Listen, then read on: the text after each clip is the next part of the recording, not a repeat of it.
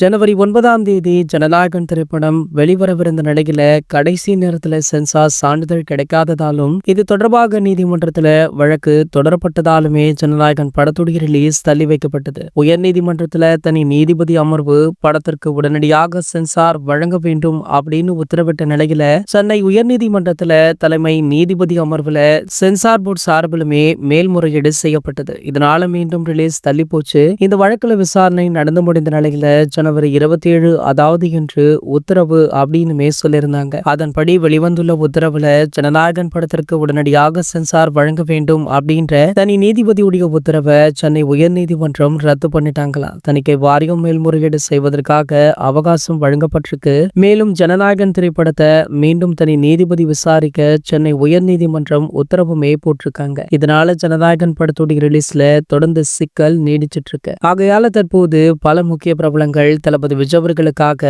பேச்சுவார்த்தை நடத்திட்டு இருக்காங்க. அந்த வகையில பாத்தீங்கன்னா தற்போது தளபதி விஜய் அவர்களுடைய நெருங்கிய நண்பரான நடிகர் அஜித்குமார் அவர்கள் தளபதி விஜய் அவர்களுக்காக இந்த ஜனநாயகன் படத்திற்கு அவருமே மேலிடங்கள்ல பேச்சுவார்த்தையுமே நடத்த ஆரம்பிச்சிருக்காரா. சோ இந்த தகவல் தற்போது வெளியாகி வைரலுமே ஆகிட்டு இருக்கு. இது போன்ற செய்திகளை பத்தி நீங்க உடனே தெரிஞ்சுக்க நம்ம சேனலை மறக்காம சப்ஸ்கிரைப் பண்ணிக்கோங்க.